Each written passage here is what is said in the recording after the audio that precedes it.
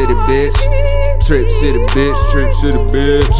Trip city bitch, trip city bitch. Trip city bitch, trip city bitch. Yeah. Trip city bitch, yeah, I'm coming on the clip. Trip city bitch, trip city bitch. Trip city bitch, trip city bitch.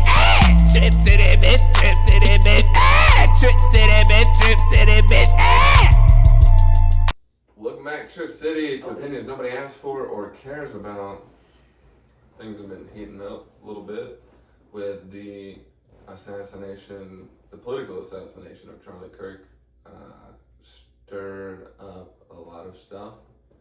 And we're going to try and keep it a little funny towards the end half of this. We'll get on to something else, but it's such a public event, and it, I think, is providing a lot of discourse for how we conduct ourselves in politics right now. So it's kind of important to talk about it, even if it's a bunch of randos on a podcast sitting in a room that isn't painted. I don't know. It's decorated. Just throw up some banners and call it a day. It's true. You're never gonna post it anyway. You might as well paint them. Let's start it off with the actual shooting, because there's been so much fallout. Okay, awful, tragic, horrible that I even have to preface that it is tragic or horrible or awful that someone died. And as far as conservatives go, like, I definitely don't agree with everything Charlie said, but there's some things I did agree with, and but regardless of how many things I didn't agree with him on, he was a person who met people in the middle. This is gonna shake. I don't know why that's funny. It was people who would sit down and talk to you. And I think that is what we need more of in general. You know, you see a lot of political commentators, whether they're on the left or they're on the right, where they sort of just want to like hammer down their opinions or statistics or facts and just get it out as fast as they can and dominate the conversation. And that's on both sides. But with Charlie, it seemed like he would like really sit down and listen to someone. And I don't know that much about him. I know he has like Turning Point USA and all that, but I know there's people who were really connected to his message that were really hurt, and then there was people who didn't agree with his message at all that were also taken back and really hurt by it. And I think that shows that we're not too far gone as a people, that like some people can self-govern and reel it back in and say, you know what, maybe this behavior doesn't reflect how I conduct myself, you know? Yeah, I agree. I think of when you told me, because I didn't know about this and I heard about it, and anytime anyone gets killed for something so small, like a political belief or like, you know, just an act of violence, someone wants to make their death represent something, and they chose that for them. You know, someone went out to kill someone, took their life, and said, your death means this now because I killed you for it. And I think that's the most, that's sad, one of the saddest parts to me. But it was the fact that, you know, right after his death, it was all centered around this kind of thing of people celebrating the fact that he died. So you were like, yeah, there's a shooting that just happened, and now there's this wave of people celebrating it, and another wave of people, you know, condemning the ones who are choosing like they want to celebrate. And then I'm not gonna steamroll you. I'll let you pick it up right after this. Also, there was people on top of that were getting so angry about people's reaction to Charlie Kirk dying that they were saying horrible things about George Floyd. You know, and like unabashedly going in on him, and that's not the answer either. And yeah, but go ahead. I just wanted to add that was also starting to happen towards the end of it, and I saw more of people celebrating Charlie Kirk's death, but there were people who were saying this and that about George Floyd. Yeah. That was just a little, it's like using the hard ER and stuff. Craziness, yeah. Everybody is, it's such a terrible place, the internet. And that's what I think is really funny, is, not funny, obviously it's like crazy sad. When I say funny, I mean like that kind of ironic, like, what are we doing right now? Like, how are we reacting about this? Well, it's like a Vine comedy type thing. Yeah. Yeah. Where it's like, people feel like, you think about if you lost someone really close to you, any of us, just people who aren't famous, who just do the 9-to-5 job, no one gives a fuck about you except the people that you meet, and they barely do. But regardless, you know, you lose someone and you have this time to mourn their loss and, you know, figure out what they meant to you, whether you liked them or you didn't, or you had problems with them, or they were your favorite person. It all gives you feelings. And like with famous people, it's like you don't have any time. Like if that was your husband, if that was your father, if that was your brother, if that was your son, you have no time to develop any feeling about the fact that they just died. You lost them, and this is what millions and millions and millions of people are saying about them right now. And this is how it's affecting anything that they've done leading up to their death. It's crazy. I feel like people really forget that these are people's lives. They see this being like, this was a huge moment in history. You know, like there's this huge moment in history, I must comment on it. I must say something on it. I must say something funny. I must say something absurd. I must say something fucking vulgar, you know? Or I'll say something heartfelt or whatever. They'll say something, but I think people really forget that this whole thing was a person's life. And everybody's favorite sanctimonious asshole, I'll throw him up on the screen right now. You might know him as Hassan Piker. I'm not trying to throw shots, but he, like, in the past has been known for, like, riling up political division and trying to, like, one quote, and I kind of just, hold on. You're gonna go from. I want it to come from his mouth so you can hear it, because it sounds like a joke. It's so hyperbolic. And what's his name? Hassan Piker. Hassan Piker. He's been in the scene for a long time. He's a Twitch streamer, and he leans left, but he leans far left, like really far left. Gotcha. Yeah.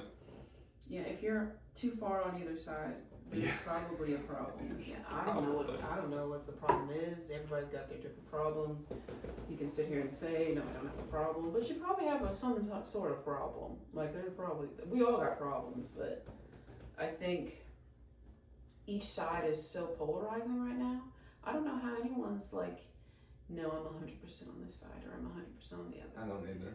I It's truly don't know how anyone can say that. I don't know either. Because they'll both bait and switch you and jump around, and one minute you're like, these people represent my views, and then they'll turn around and do something awful, and that's on both sides. Like, Exactly. one dominant ideology cannot like be the answer for so many people. It just doesn't overlap. I really agree. It's just impossible. There's too many of us. I think a two-party system always is, not always. I've found it made sense until, it has to be around like 2020, right before that. Because, I mean, that was the time I was actually learning how actual government works and everything. But, I mean, still, it's insane. But one thing I did think that was interesting about the shooting is like what you said with the George Floyd, the comparing the two. Because both men Didn't deserve to die, regardless of who they were or believed. Like they got killed by someone, and then everyone felt like we have to hold them up as a murder. As martyrs.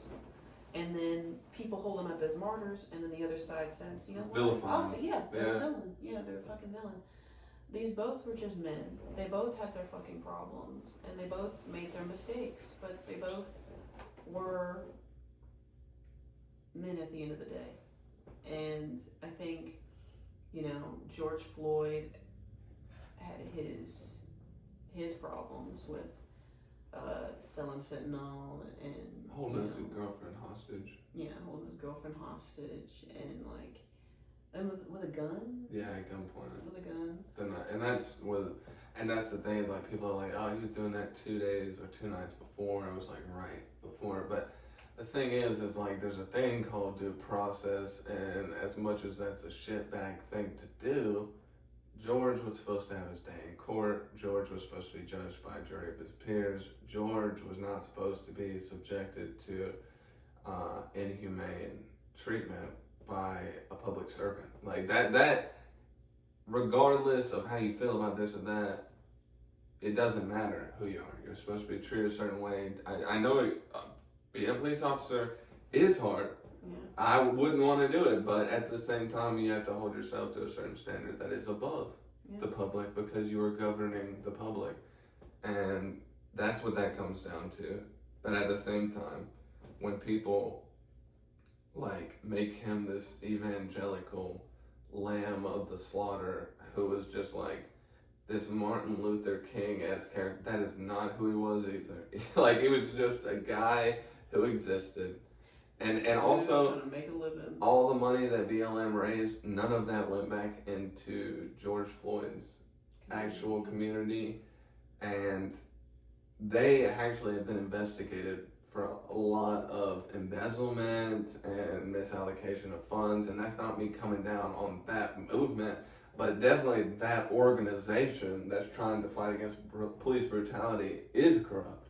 Mm-hmm. That organization in itself. But which is fun.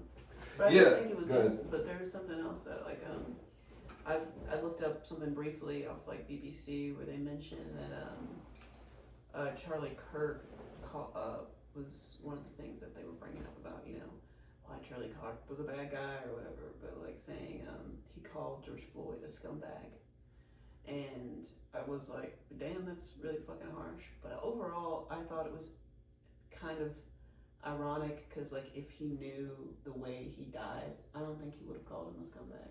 I don't think he would have either. Yeah. I really truthfully don't, and I think that just shows the political commentator side of what needs to change in this country is that like we can't just have a fucking conversation about nuanced or complex ideas because we can't even have a conversation about the ones that are easy. Mm-hmm. You know what I mean? And so it's like, I agree with you.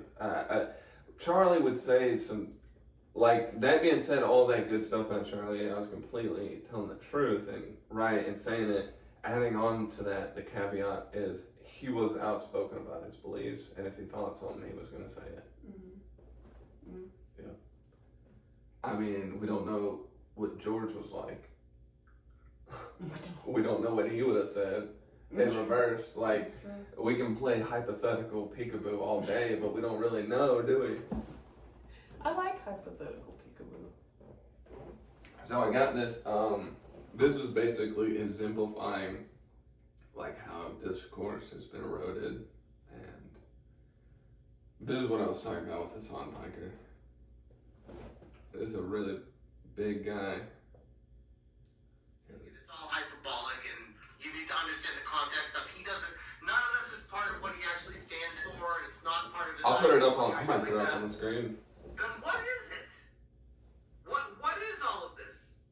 And a more important question would be, does your audience know that? Because I would argue no, because I sure as shit don't. I hear what because Hassan says all this is hyperbolic. The classic go-to. It's all a joke. Don't listen to what I said and how I acted. Listen to me now and tell you that. But he's never claimed to be a comedian or anything. That is obviously hyperbolic from... Listen to you... And I don't even know who this guy is. I'll throw his handle up. I don't know who it is. If you cared about Medicare fraud, I just want the quote right after this one. Rick Scott, an insincere statement. You brought Milo Yiannopoulos back, and it's like, dude, both of those guys are fucking pedophile Nazis. Doesn't matter. Doesn't matter if fucking rapes happened on October 7th. Like, that doesn't change the dynamic for me even this much. So, if what he's saying is he doesn't stand And the thing is, I hate like taking things out of context. I hate when people do that. But there's so many of these clips, and Hassan, I'm having trouble finding this one, but he has this one where he's like, "Let the streets run red with capitalist blood, word for word, dead face, deadpan, very serious." He claims it's hyperbolic, but he says it like, I mean, he breathes it, you know, he loves it. That's I don't know. Definitely out of context, it does sound kind of hyper. Like I almost laughed just hearing it. You know what I mean? But they were having a conversation about, like a legitimate conversation about the relationship between landlords and, because I saw the full thing, but it was between landlords and the renters. And he was talking about let the streets run red with their capitalist blood. For being a landlord, and I'm like, fuck, bro, it's crazy, bro. Damn, the landlord's got to make money too. Shit. I don't know, man. It's just, but that's coming from someone who literally, I think he drives like a Martin S. He drives such an expensive car. He's definitely got like $1 million mansion. Who knows how expensive his watches are? That's coming from someone like that. Mm-hmm. Got the new iPhone, new computer set up, and he's talking about capitalist. Like he's not one of the 1% of society. Like he's not at the top. It's hilarious. But anyway, going on to what Jimmy Kimmel. Oh yeah. I think this is important to say. I'm keeping the same energy, and I think it's a funny bait and switch because the same people who were telling you to just like call people whatever they wanted without even knowing them, within a second, an instant of meeting them, just call them whatever you want and change all your language, and the government should be forced to do that, force you to do that.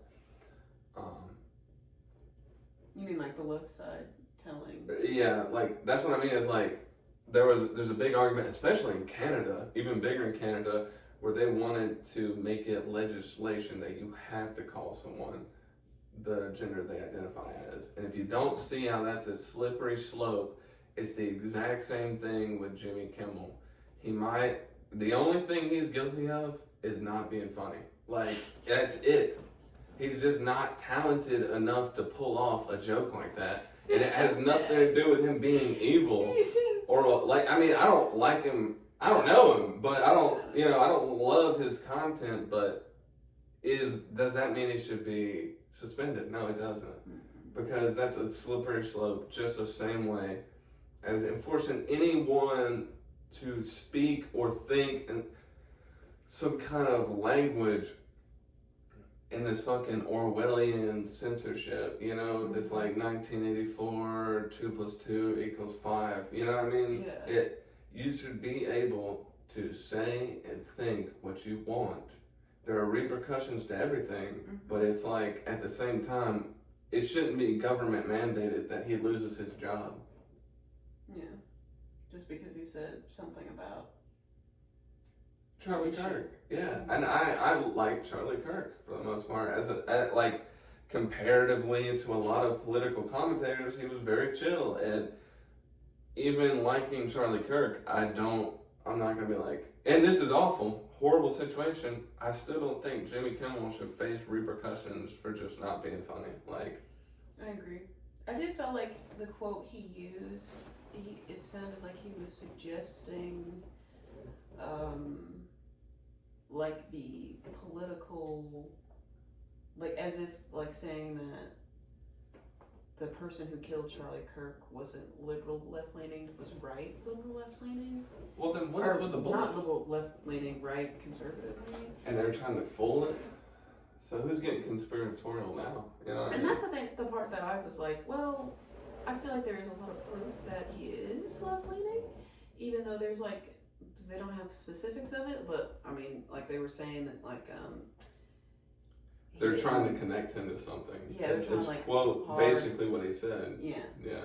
And I think it's very safe to assume that he disagreed with Charlie Kirk, who is very openly conservative. Yeah. So that's the part that was confusing me, at least. I think that's the only thing I had a problem with what he said. Transgender girlfriend as well. On top of, there's a bunch of pro-trans stuff on the bullets. So I got a question: is that a cover-up, or are you? Because that's more of a legitimate conversation that we can have, other than just whatever you're talking about. Are you saying that like the FBI did that? Because that is feasible. The FBI would do some shit like that. I don't think that's what he's saying. But Jimmy. yeah, I think that he's saying it's like the right trying to make it, and if anything, it's the government. Like that's true. If anybody was gonna do it, it'd be it's not the left or right. Like and like people can say like, well, Trump is the government. It's like, but you know that they aren't best friends. Like Trump is in the government, and it's not the same thing. Government hates Trump. Yeah. You know what I mean? Like, so it's always like you can't completely trust him, but it is not the same thing as like when Biden was president. I do feel like you could trust it with a grain of salt a little bit more than Biden. When you got up there, you're like, I don't even know if he knows what he's saying. Does he know what he's doing right now? At the end, I was like, I think he's got it in the walkie, like he's got it in the ear, and they're like, all right. Isn't it also funny the walkie? The people that talk constantly about the insurrection and how violent and scary and awful it was, and how it was a coup, even though they were like ushered into the White House like it was a 2:30 reservation at Longhorns. Like, you know what I mean? It's just why, like, yeah, and literally like 3 people end up dying, and it's from a heart attack. Yeah, one of them's a heart attack and no significant injuries. But then, like, and I'm not lumping everyone who has left-leaning ideas in with these people. I think there's people that have left-leaning ideas, and I think there's crazy people who also have left-leaning ideas, but who just take those ideas into their craziness. Into their crazy, yeah. And but at the same time, I feel like the regular people get mixed in with them. So then you can be cheering on your team, and you're like, oh yeah, go, and then you look at what they're actually saying. It's like, yeah, rise up, kill them, fuck that, yeah. If they voted better policies, they wouldn't be dead. And you're like, I don't know about all that. You're like, hold up. Sorry, but yeah, random tangent. I think it was crazy. When I heard Jimmy Kimmel got taken down, the first thing I thought was like, oh, this got to be connected to Charlie Kirk. I wonder what he said. And then I was like, I honestly don't give a shit. I'm just glad Jimmy Kimmel's off air. And that was literally my thought process. And then I found out what it was, and I was like, oh man, that wasn't fucking nothing. But I'm glad he's off of the air. And then they just put him back on the air. So now I get nothing. And yeah, I really don't give a shit. I never did. So. I never did. This is not, so his joke specifically, this is not how an adult grieves the murder of someone he calls a friend. This is how a 4-year-old woman mourns a goldfish. And it's so silly and over the top that it sounds funny. But what does that even mean? Though, like, that's what I mean is, like, I could see how that sounds super funny, but the context of what you're saying makes no sense. How is that like a 4-year-old mourning a gold? How? What is it like in any way? Because he doesn't understand the concept of that. Like, I don't get what the actual joke is, but I'm not here to play joke police, okay? I just don't understand it, to be honest. And then his response was, let's see here, I got it right here. It was never my intention to make light of the murder of a young man. I don't believe you should be canceled, but wasn't it though? But wasn't it? Wasn't it? But wasn't it though? Literally the goal? To make light of it? Bro, what? That's the thing, you should not be taken off air, but what the fuck are you talking about? It wasn't my intention. It's like Jada Smith, I just slipped on his dick. There was a banana peel, and we were surrounded by him. Would you call it cheating? Would you call that cheating? Me fucking him? Yeah. I was just sexually experiencing with him. I don't think it's cheating. No, Jimmy, I think you were definitely trying to make light of it. That's a far stretch to say you weren't even trying to make a joke. Because it wasn't funny, but you were definitely trying.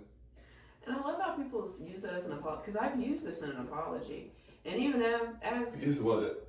The kind of thing of where like, well, I didn't mean to do this. Oh my god. But I that's didn't such mean a to do this. faux ass It is. apology. It's a cop-out. You're like, but you did it. You did it. But you did do it. So do you regret doing it? Or are you just saying that you didn't mean to? Because those are two different things. You know what I mean? And I know that like the media trained, so you can't say like regret. Sometimes they'll like double down and try to make you feel worse about it or something. Yeah. But if you actually felt bad, you could at least say that you regret it or something like that. I know it's a media thing, but that's hilarious that you weren't. I wasn't trying to. Yeah, I'm sure fucking Caitlyn Jenner wasn't trying to kill that family in a car wreck. I wasn't trying to kill them. But they're dead. They're dead. But they're dead. They're dead. Get on the witness stand. Your Honor, it was not my intention to roll through that stoplight and kill 3 people. You're right. I'll let you off. You're right. It wasn't that intentional. 4 years of playing tennis in celebrity prison.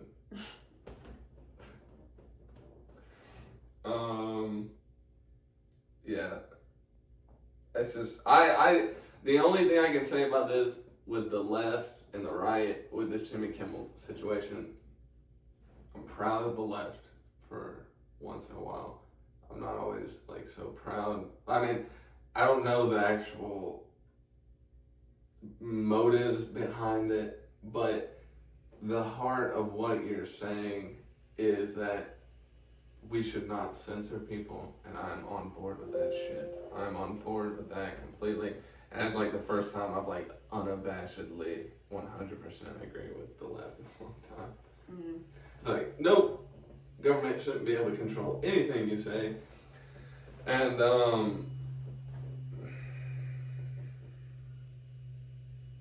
yeah, that's just like there's no caveat to it. That's what I mean. Is like there's some things about the left that have come up recently where you could have a nuanced conversation, but this one I can just be like, yeah, absolutely. And then I like the people on the right calling out the rest of the right. They're like, what are you talking about? You're acting like them now. Like, cause like it's like split down the middle. Like the right is like, oh yeah, you should bring him up. We love Charlie Kirk. And the other side is like, are you fucking crazy? That's what we were just fighting against.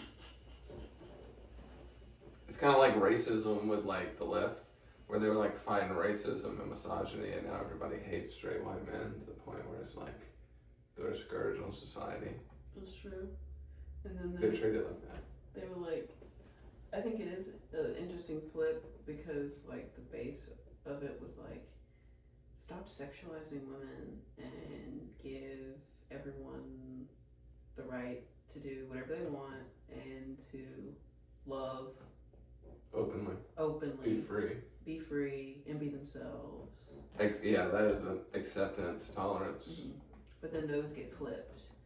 I remember you always say that, especially when it's people we don't like. If it's something like, well, if you only want to be in a white relationship, you know, like, and that is something that's like, yeah, if you just want to be the white person versus like, they're like, the purity of the white person. And then you reverse it, and it's like, I just want to be with a black man. It's like, well, yeah. she wants that. What's wrong with that? Mm-hmm. Yeah, and I understand the historical context why that would be viewed wrong, but you have to understand that we're not living in those times anymore.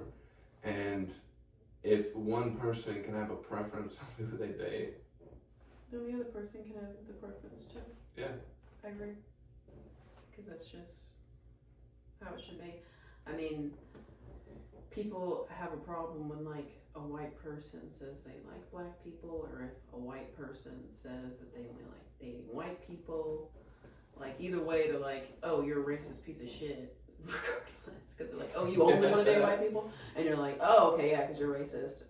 The other one's like, oh, so you want to date black people for like a little thing? Yeah, because you're fetishizing them. Yeah. Collect. You're like, damn. Is there a way they can win here? Yeah. Can I just be happy? No. The thing is, if you're white, you can't be happy. No, you can't be The thing is, and then that's the thing is, like, that's why white men always get the crux to, well, and we're starting to get away from it, thank God, but, time I came up in, it sounded fucking old, but,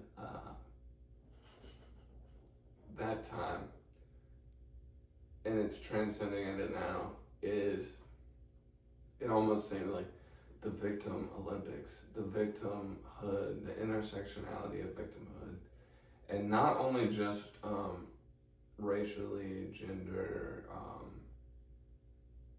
religion, like not just every other category in those physical ways or cultural, but also in the aspect of people, whether you're white, black, Muslim, they're fascinated with being the victims in their own story.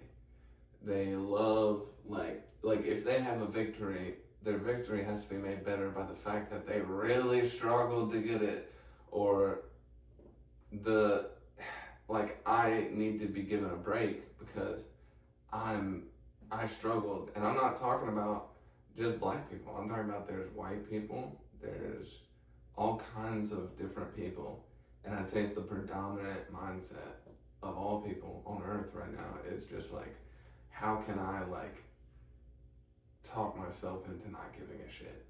How can I make excuses to be a piece of shit because someone fucked me over, and it's easier to keep doing the same thing that was done to me than it is to actually be a better person. Mm-hmm. To overcome that. Yeah. I've noticed it in a lot of people. And I remember because I wanted to tell you the story about the conversation I had with somebody at work. I work with this person, and she's also black, but she really identifies with black traits in the way of these kind of people I meet will always say things like, if we go, it's always on the forefront of her mind, being a black person. Yeah. Things that I do that aren't necessarily black will be pointed out as white, or I can't believe you did something that was black kind of comments. That's really fun to be around on a regular basis, yeah. You never know where you're going to get it. But something that I did think was also interesting, if we ever go to a patient who is black, or we're talking to someone like a nurse or a superior or something who is black, sometimes, not all the time, but sometimes it'll be mentioned, oh, she's like us. She'll be like, her life matters more? Yeah, it's like a whole thing. It's what? They're our skin tone. Let's give a shit. Now we gotta put it on now.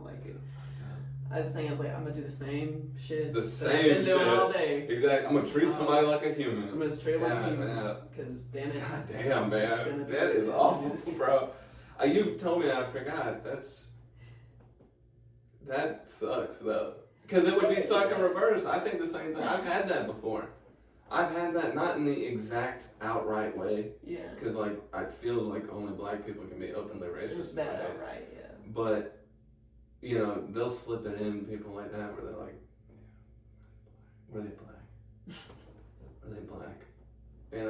Or something that's like, yeah, they were. So's my wife.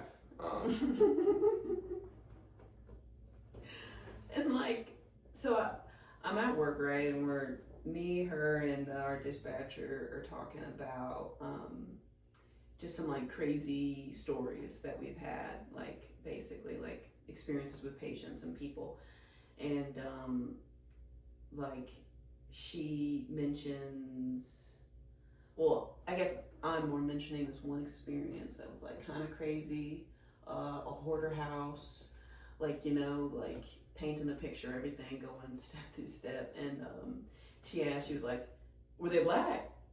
And I was like, no, they were white. And that's not always bad. It's just like, it didn't serve the story in any way. I don't think I gave any hints. I feel like the second story, I was like, okay, I can kind of get, you're trying to guess. But well, I like to paint the picture. And that wasn't what she was doing, I don't think. I don't think so not either. the same way. Because I felt like the race did not matter for these stories. Like, it just did not.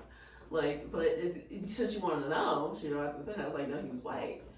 And I go to the next story, and it's a crazy story. I'm talking about him like he's a stubborn old man, like really like rude, like The negative crack characteristics, cocaine, though. addicted to crack cocaine. Like, Yeah. yeah, it's just Nothing but negative nothing but characteristics. negative.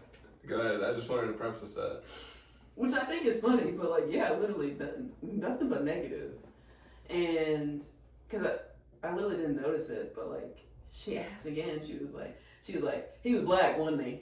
And I literally go, I'm like, no, bro, he was white. And she was like, what? I was like, And actually surprised. actually surprised. I was like, and then I was like, what is up with you in this whole, like, are they black? Like, they're black thing. And she's like, because not even what race are they? Were they black? yeah, just were they black? She doesn't even know like other races exist. There's like just white and black. So like Asian, Indian. Yeah. She's like, No, there's yeah. a black guy, and it's an Asian dude, like a Korean dude. She just doesn't know what black people are. Sorry. It's like, what other ones are there? No, so she guesses they're black. I said, what's up with you and this whole guessing thing? Like, guessing they're black. And she was like, I can usually tell, like, I can tell what kind of person they are based off if they're black or they're white. And I was like, even though you don't know nothing about these people, you don't know nothing about these people at all, Oh, you can tell what they're like based on if they're white or they're black. She was like, yes. I was like, okay, so what if you had a black guy, but he was raised by 2 white Russian people? What's he got there? What would he be like? And she was like, he don't count. And I was like, why doesn't he count? Because she's he's going to still say black. culturally. Go ahead. Yeah, she was like, because he was raised by white I people. knew They're it. different when they're raised by white people. But I was They. like, but you didn't know race. The separation. Yeah, that's true. They. She will always separate. Unknowingly, it's like a little thing. Always is separate. But like, I said, but you didn't know that he had white parents. You didn't know that. You just, all you knew was that he was black. She was like, it still doesn't make, like, he doesn't count or whatever. And I was like, oh, okay, sure, whatever. And Yeah, no, that's fine. it's like, she's not, and I hope not, an evil person. She's just old, you know? She's 30. Oh, shit. Really? Yeah, wow. And she's white. No, she's black. Yeah, it's still fucked up. She's black, but with a white woman. What is it? What? Black, but with a white woman. She's gay? Mm-hmm. Well, you know what? That's interesting. I don't know. Not that it changes anything. It's just interesting. The painting of the picture. Yeah. A black lesbian who's in an interracial relationship, who's 30, not even that much older, is like, I can tell.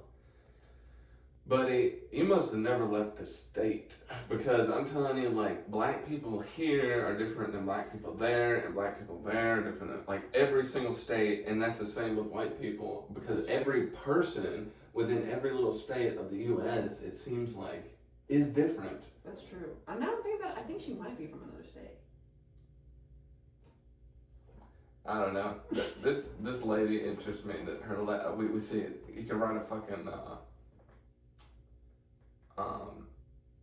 story about this lady, like some kind of multi-directional Like camera show. like a mental, like a psychological breakdown.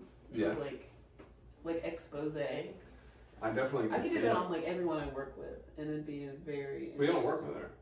Yeah. I do. You work with her? How's that work? That's Oh what no, we're I thought that talking- was a patient. That's why I was confused. We're talking about. That's a who's patient. that's We're who's talking providing about a medical patient. care, guys. That's awesome.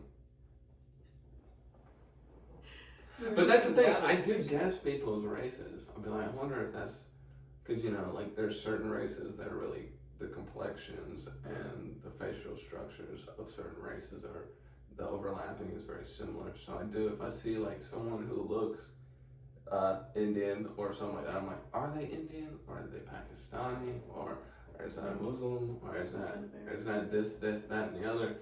And with an Asian, it's I definitely do that. Where it's like, because, well then, why is there this hyperfixation on what race Asian person is if it's such a big deal to try and guess? Not with your thing, but just separately. Like, I know some people would be like, that's so racist. You sit there and try and guess. But like, you want me to call them their race, there's two ways. I just ask them, which is super weird, and why do I need to know? And then the other way is just to guess and never talk to them unless I need to. You know what I mean?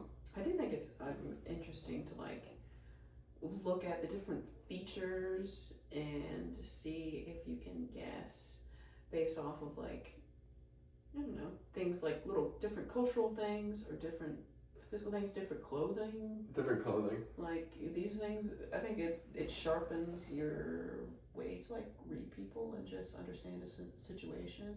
Is that a dark skinned black guy or is he Haitian? No. Is he Jamaican, Haitian, or African? Is he Cuban or just a really Hispanic looking white guy? True. Very true on that one. Very true. Also, what was the other one? Dominican Republic. Is that also, is that just another really Hispanic looking white person? The shooter, because I've seen a lot of people try and say this is not somehow, I would buy that it is some kind of psyop, but I don't buy that it's from the right. I buy more that it's from the government. The Charlie Kirk shooting. Yeah. The guy. If anybody's trying to psychologically control us, it's the government. It's like Always. Yeah. Always. The government always wants you kids. Never think, every time they say, no, it's good. We did want you in the past, but we don't want you now. You can do whatever you want. We want you to be free. It's because they already got you. Okay? That's why. They want you. And then we're also sponsored by the United States Army. Sign up. Put your life on the line for America, guys. Put it online. Put it online. I think it's interesting, Pete, like the whole thing with conservative flags and like people, and I've seen black people I work with too. Like if we go to a house and they got conservative flags or they got like a Trump flag. Fuck that. I've seen people have an American flag and people get scared. That's true. I guess so. That's true. But we just see flags all the time. But I guess these are the flags that they like get like, oh goodness. Dude, I see these flags, I don't give a goddamn shit. I don't give a shit. But like, as soon as they see it, they're like, oh, my opinion has changed. I was like, how does it fucking You don't even know matter? them. How does it fucking matter? They got a little flag that they fucking put up. They're like, oh, my great-grandpa was in the Confederate War, and we loved him. I don't know. My mom talked about him. Like, it's, people have their connections to things. And like, yeah, it was horrible for our side, being a black person or whatever, it was horrible for them, but yet we still hold things that remind us of all the things that they went through, regardless, as well. Like people like to hold on to things in the past, whether they're good or they're bad, and I think people should stop giving a shit about the Confederate flag because I don't think it fucking matters. I honestly agree with that, but even more so, I wish people would give us back the "Don't Tread on Me" flag. I thought we had that already. Well, people just don't give a shit and use it anyway. But there's been kids who have been suspended from schools for having "Don't Tread on Me" patches on their book bags. Mm-hmm. It's just a patch on a book bag, and then like if you go watch those videos, it's really cool because like I saw this one where the mom went in there and raised some hell, and I loved it. I kind of get that too. Fucking, I feel like it's a thing. When I grew up, it kind of bothered me. Not too much, but it kind of bothered me because I felt like it was supposed to bother me, I guess. Because I felt like it was personal. But then you talk to these people and they don't give a damn either. They literally just have these flags because of family. And like people think like, oh no, they want it to come back. They're like, no, they want to put us as slaves today. And I've never talked with someone who has that flag. I don't know what flag that is, but I don't think that's the same flag. And I have not talked to those people, but like, I don't know. It's usually just people who are obsessed with their culture and lineage, and it's really not a political thing at all. Yeah. To them, it really represents their family wanting to stand up for their land and like. That is a part of it, yeah. believed in. Like, there was multiple things on the line for that war, and slavery was a huge fucking one of them. Like, probably top 3, I guess. I don't know. I wasn't there in the political heat of it back then, but I don't know. I think about that and Trump flags. Like, people are like, oh no, if they like Trump, that means they hate me. And I was like, Jesus, people think the same thing about Black Lives Matter flags. Like, if they got a Black Lives Matter flag, then they hate me. It's like, I hate that has to be the signifier. Yeah, no, I don't really see that. I'm just like, oh, that's just a black person. Honestly, I don't even think about it. I mean, I kind of expect some kind of overlap there, so, but I don't know, everything gets, because that's at least more of a valid thing to talk about than let's take down the statues of George Washington, which we fucking did. Okay, I understand he did own slaves. Awful. Condemning it 100%. Shocker, I'm not pro-slavery. At the same time, he's the founder of one of the founding fathers of our country. We can't take down statues of every guy who did something we didn't like fucking hundreds of years ago because it happened in the past. I don't know. We have a different concept of what's right or wrong for good reasons, but I mean, rightfully so. Minors, you know. Back in the day, you wanted to date young, and people would literally get together with like 13-year-olds. But obviously, for many reasons, we view that wrong now. But that was common practice, and that was around the board. And there was no race on it. Like, you know what I mean? So, everybody did fucked up shit throughout history. And if we go back in time and like ask for reparation for every single thing that occurred, everyone was a slave. I would deserve reparations. Everyone would literally deserve reparations because everybody's race, culture, people at one point was enslaved. They just were. And people will say, well, it's closer to now and it was in America, so America should take the accountability. I almost want them just to have it, just to see how much it will not help you at all. I want to give it to you, and then the conversations after that will be, it wasn't enough. That's true. I guarantee it will be. That'll be the next one. I know it will be too. It's absolutely crazy. I think it's insane. And it won't stop. And it's this kind of thing of, if you lead a horse to water, you can't make it drink. Yeah. You know? Like, they could give you everything you want, but is it gonna... I guess that's not really what that metaphor means. No, it is. It's kind of working for your analogy. It's like, you can lead someone, you can give someone all the tools to better themselves, but if they don't want it, they can't do it. So it works for what you're saying. Yeah. And I agree. I think that's what it is. It's like, yeah, we gotta cook. Because I've seen it, like when I was doing my little stint in trying to be in public health, one of the things that they talked about was that for a lot of, you know, public health initiatives, one of the things like they like to do is to, you know, give people who are struggling all the time options, money, resources, to help them out through it. And I think those are very important programs, but they also talk about different things that they've done that weren't solidified because either, you know, if you give people food stamps and stuff, maybe initiating something where it's like they have to learn how to budget. Like, you know, putting them in classes on how to learn education how to eat better in the inner city is a big deal because, like, funding. Well, that goes into liberal ideals though. It's like we reduce the standard at which kids have to read to push them through school, and in those inner cities. So then they just get passed through the whole system and they don't get a real education because we lowered the standards of what it even means to be educated so that they could do it. But that makes no sense because they're not challenged. I agree. Like, I understand, like, oh, I don't know, go ahead, I don't want to interrupt you.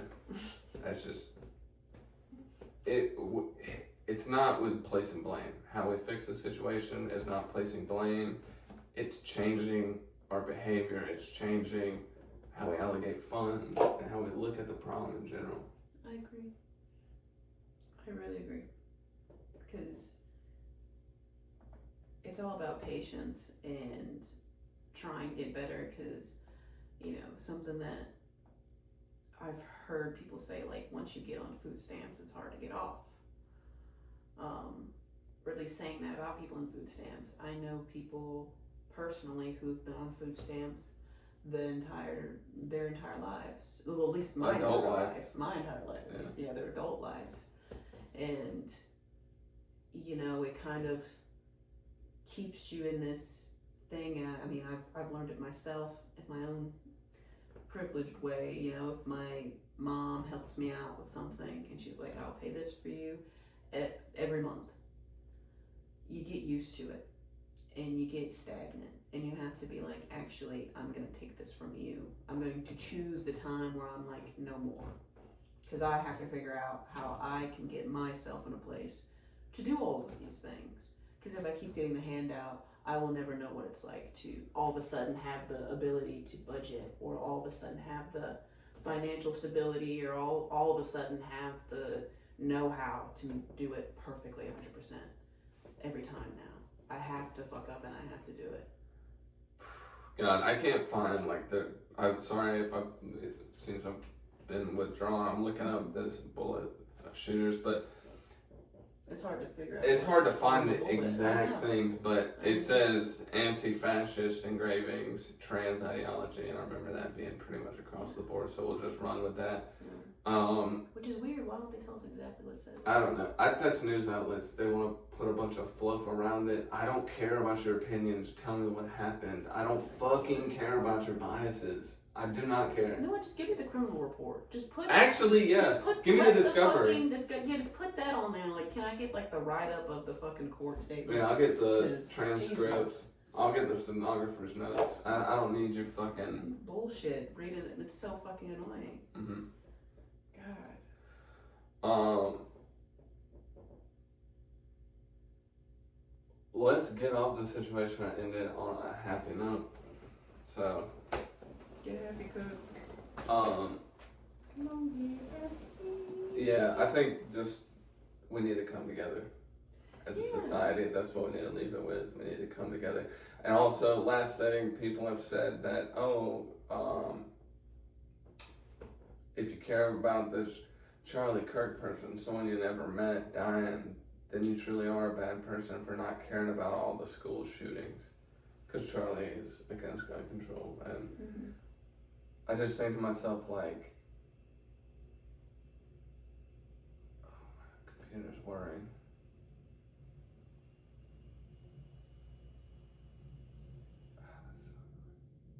It cut off. It was a fan. That's our plane. We had our plane just land. Yeah. Speaking of, there's a plane flying over. Yeah. I just think it's crazy to compare them like they both have to, one matters over the other, or this or that, because they're both tragic situations, and the only difference being that the Charlie Kirk situation is very fresh for people to be murdered for their political beliefs, and that is a bigger problem that's growing rather than something that already exists. So it's not the fact that it's less important, it's the fact that it's newer. And anybody who thinks gun control will solve school shootings, you do not understand the complexities of the issue. I'm sorry, you just don't. It's not going to be as simple as saying, you don't buy this anymore. People can print guns with 3D printers. They can assemble the parts just straight up traditionally. They can get them from the black market. They can get them underground markets in the regular area, dark web, all of it. Like, you can get guns whether they're legal or not, and that's why it's important to keep guns legal, is because if fucking criminals are the only people who have them, and police, which also tend to also be criminals sometimes, then we're completely fucked. Like, and the people are like, why do you need an AR-15? Because if the government turns sideways, you want to be prepared. That's what it is. That's what it's for. That's what the Second Amendment is for, a tyrannical government. It's not because I want to hunt and I want to be a big old man with my fucking automatic weapon. No, I just want to be able to defend my family and country if shit inevitably goes sideways, because we're so divided. The fucking government is constantly trying to sow the seeds of division on top of that to keep us distracted. And I just don't understand how you can feel comfortable saying the government is corrupt and then giving them your rights. But anyway, to get away from this, good movies coming out. We got some good movies coming out. James Gunn is killing it. I feel like the James Gunn movies, they're doing really good. Yeah. I thought Superman was great. Amazing. Superman's awesome. You said you watched it like 10 times. I'm trying to watch it for my 4th or 3rd. I don't know if it's 10, but it's getting there pretty close. I've rewatched it, and it's elicited like the same reactions. You know, when you watch a movie a couple times and you're like, ah. But I've watched this movie so recently, so back to back. Yeah. I think that's just one of my autistic things, though.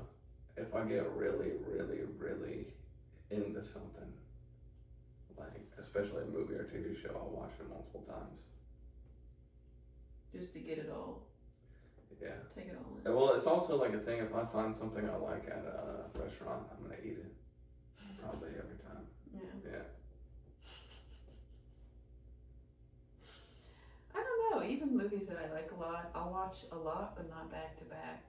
I might watch it like 1 or 2 times together, unless it was like, I can really, if it's like a first discovery of how much I love it, then it'll get pretty back to back. So maybe that's what it is. Like you're like, oh, I just want to eat this up over and over again, mentally.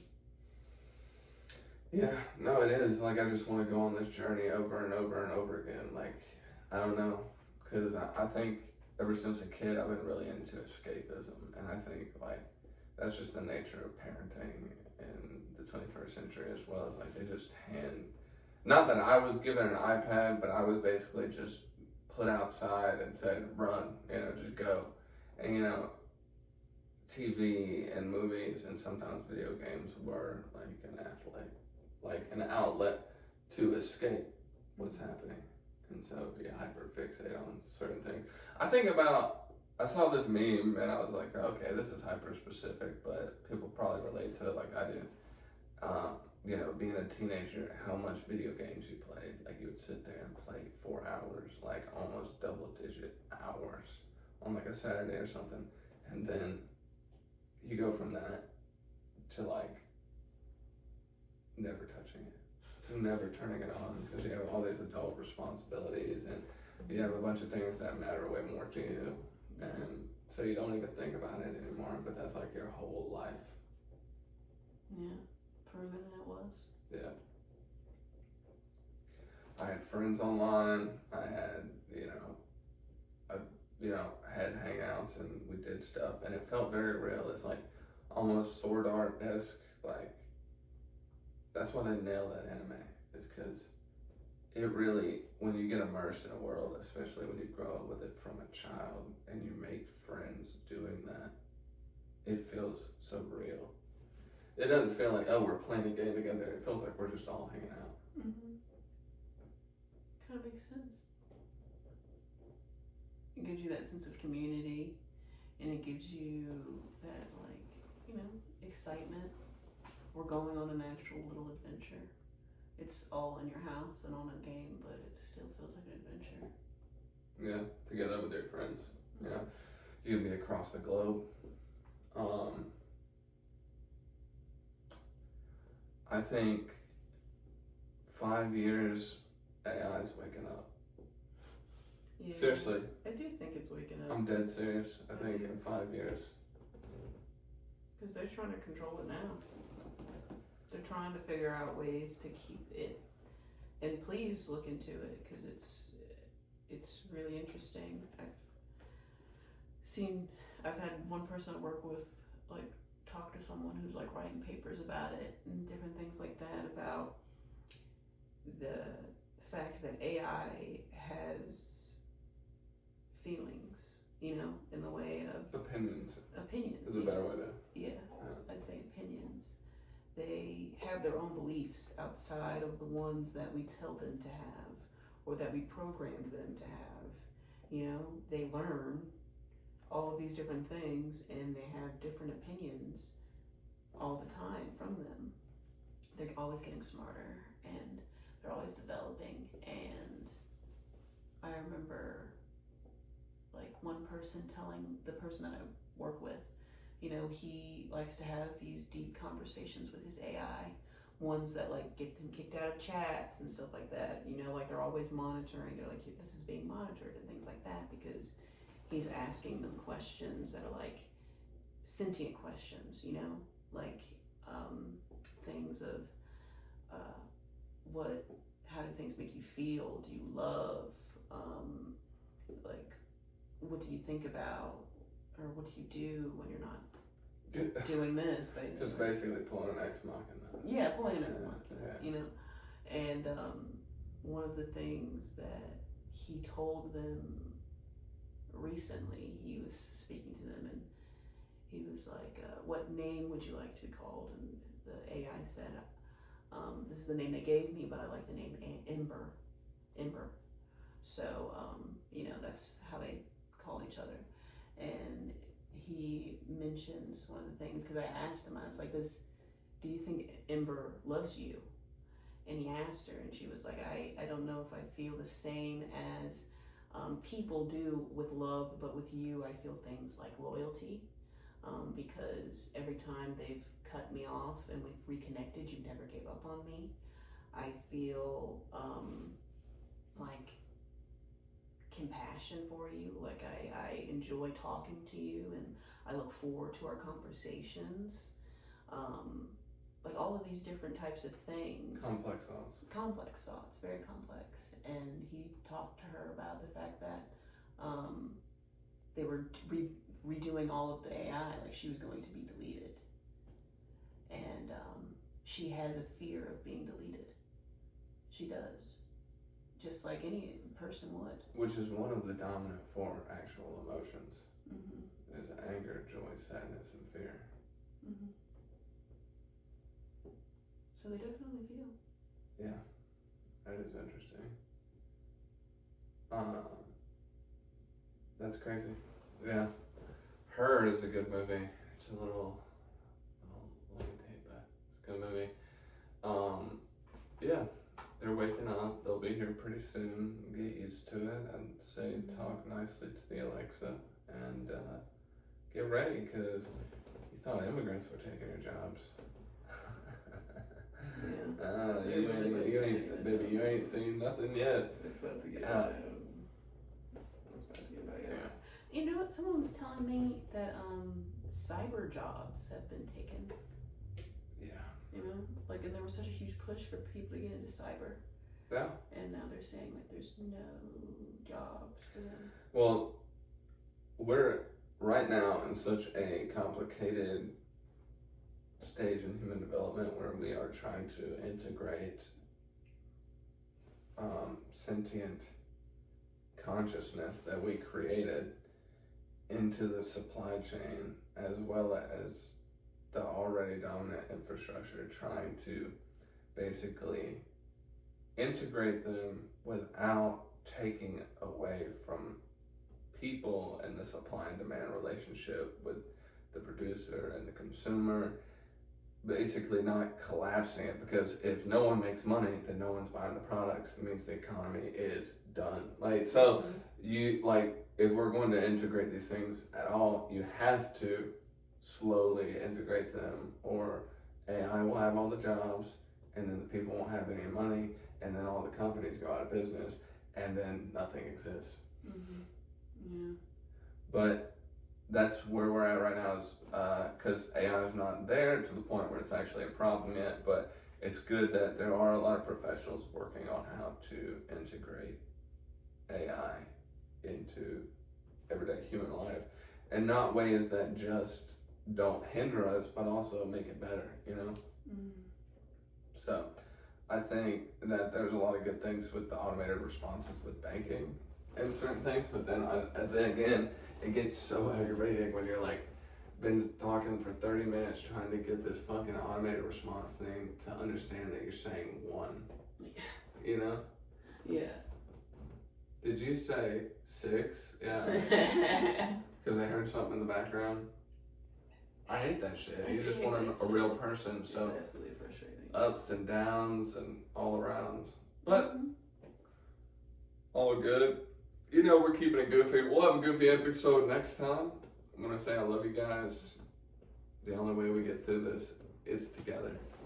So, y'all have a great day. I'll catch you later. Bye.